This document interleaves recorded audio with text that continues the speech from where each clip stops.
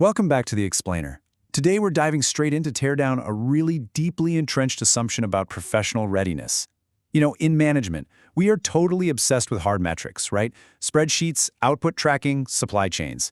But when it comes to the soft metrics, things like predicting an employee's stability or their actual leadership potential, we often rely on assumptions that are honestly sometimes built on a complete illusion. We've all heard this classic piece of status quo folk wisdom. Marriage builds self-confidence. Just picture that manager who subconsciously leans toward the settled-down candidate when a big promotion comes up.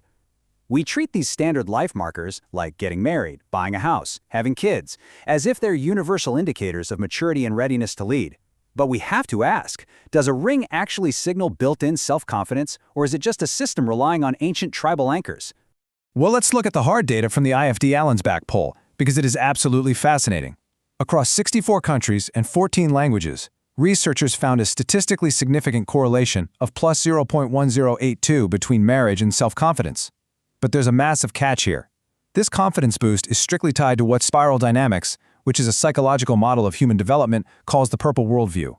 And in this framework, the purple stage is entirely tribal. It's built almost entirely on safety, rituals, and the in-group. This reveals a really interesting pattern.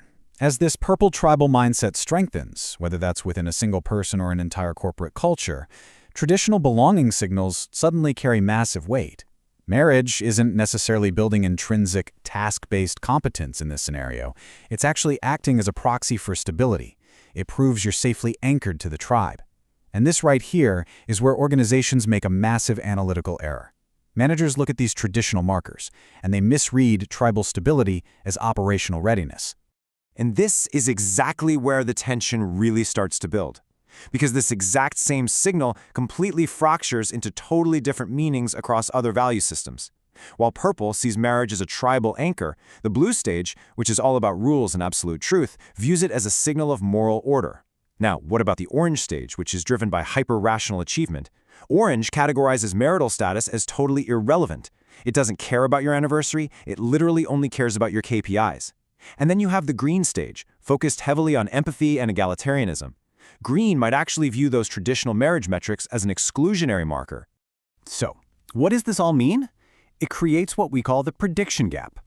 Organizations build out these massive HR policies and promotion tracks under the really dangerous assumption that everyone views traditional markers the exact same way leadership does. Spoiler alert, they absolutely don't.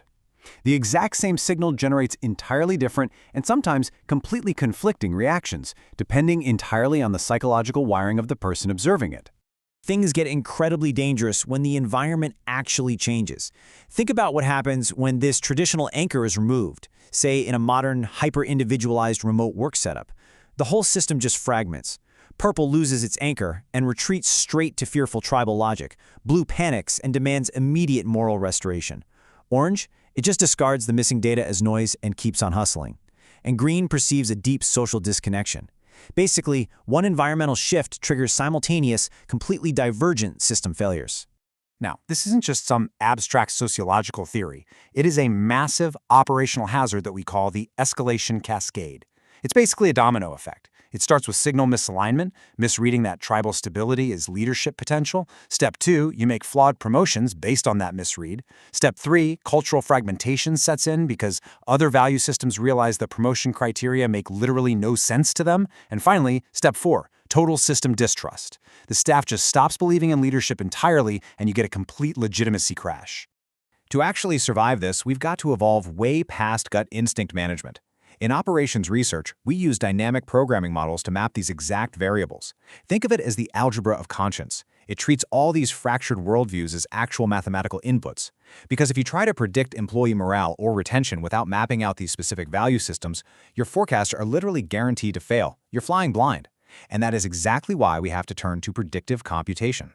And that brings us to something really exciting, AI vibe coding. If you haven't seen this, it's a massive tech trend heading into 2026, where users just talk to large language models in natural language to build complex apps. No traditional coding required. The SD Navigator interface is generated entirely this way. It takes the current state vector, like a high purple tribal score, and it computes psychological sensors like fear or well-being. So if a manager wants to test an action, say reduce salaries, the AI computes the exact psychological butterfly effect across all those fractured value systems. It gives you a final stability score, letting leaders mathematically test their decisions before they actually make them. It's a total game changer. So, as we wrap up this explainer, I really want you to take a hard look at your own organization.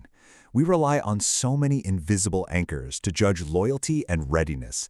But as society shifts and all these diverse value systems collide in the workplace, relying on outdated proxies is just a recipe for a leadership crash.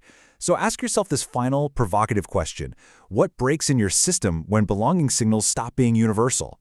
Keep questioning the metrics you take for granted, and thanks so much for joining me today.